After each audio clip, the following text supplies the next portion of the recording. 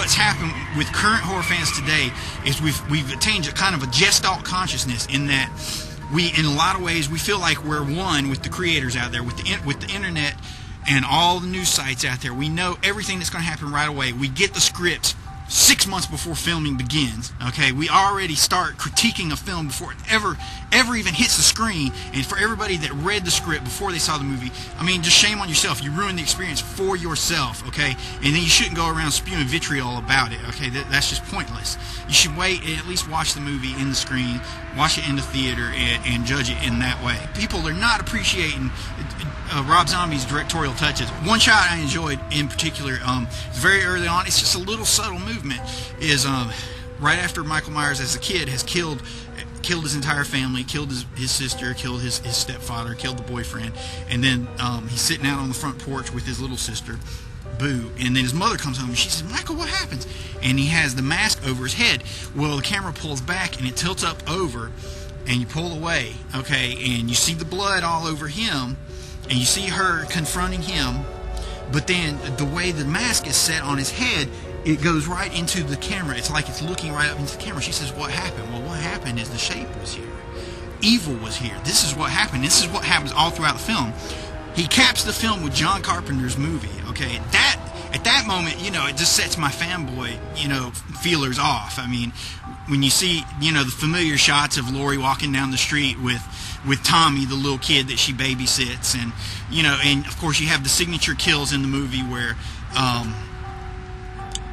Michael Myers attacks Linda's boyfriend and stabs him with a knife and then watches him. I mean, it's a shot right out of John Carpenter's Halloween. But then there are also several kills that are completely different, that are changed around. But the movie works in so many ways. I mean, it works when you want to talk about it in terms of subtext, in terms of Michael Myers being a complete manifestation of the shadow, just being the complete face of evil, okay? And it works in terms of, I want to see a good, violent, scary, brutal, gory slasher film with hot naked girls getting killed in it.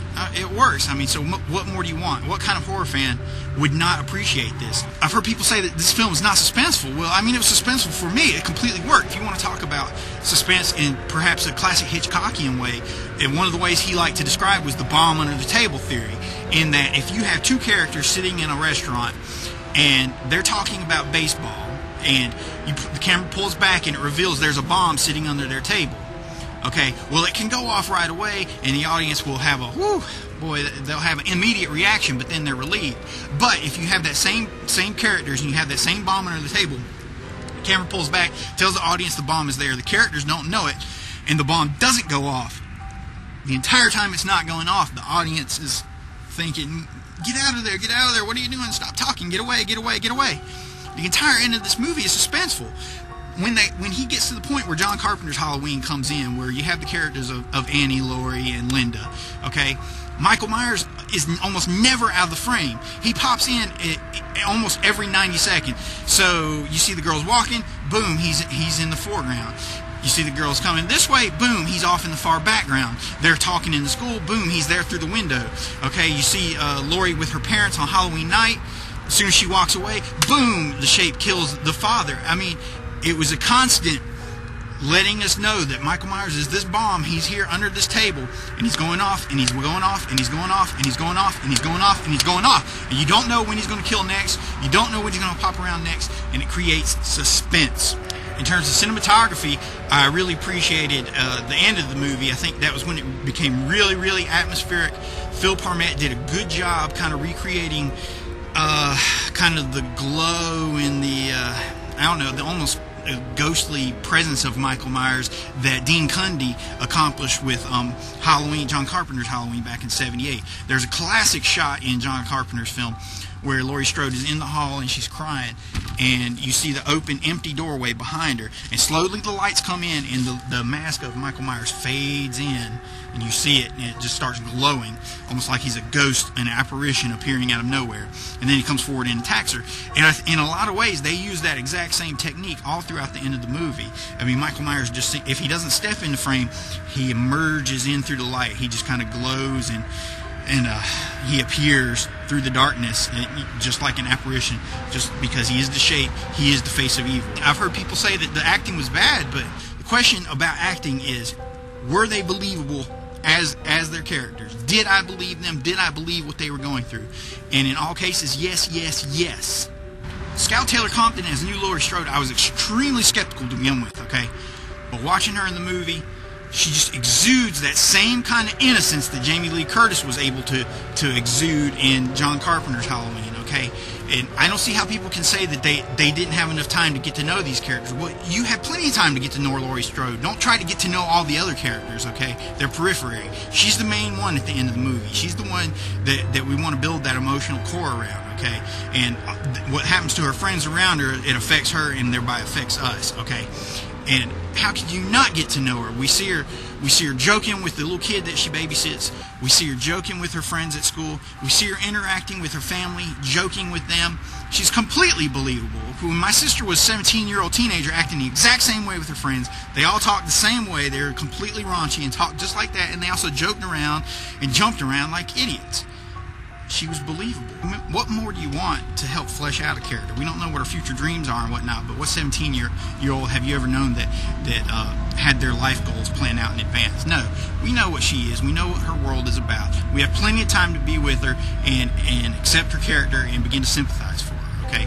And when it came time to screen, the girl did a great job. I mean, believe me, I've worked with ladies on the set and trying to get them to scream, and it is not as easy as you think it is. So the screams that she gave out, she did a tremendous job. I look forward to seeing her in the new April Fool's Day remake. And another performance, Deg Fark was great as the young Michael Myers. I mean, his face is cherubic and innocent in 1 minute, but then it can also become stoic and emotionless in another minute, and especially when he puts the mask on and his eyes disappear. I mean, he just looks like a shark on the prowl. I would like to know if those were actually, if his eyes were digitally removed or blackened, because, I mean, he really looked, scary with those masks on. Danielle Harris did a tremendous job in the film, okay?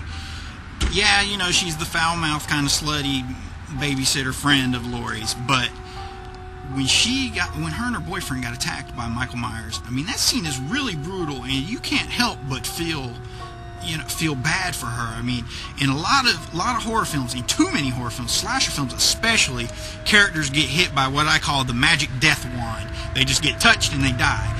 And we know in real life that doesn't happen. You're going to die slowly, you're going to die painfully. Rob Zombie's decision to have Danielle Harris be half naked when her and her boyfriend are attacked by Michael Myers, I mean, it just lends to the vulnerability of the scene, okay? You're no more vulnerable than when you are naked.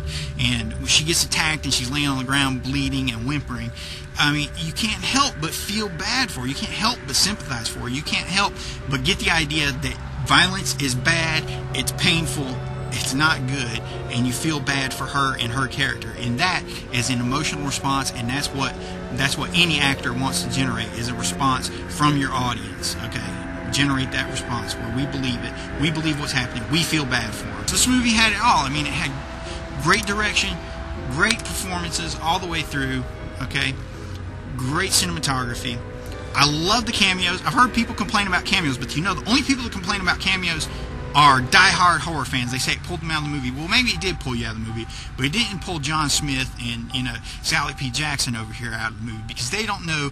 They've never seen The Devil's Rejects, okay? They don't know who Ken Foree is, okay? They don't know who Udo Kier is, okay? They don't know who Malcolm McDowell is. They don't know who Leslie Easterbrook is, okay? So don't let your prejudices cloud what were good performances given by those people, okay? This movie had it all. 5 years' time, it will be heralded as a fantastic slasher film. So this is going to end our what's been a great slasher season for 2007. I mean, I've absolutely loved it.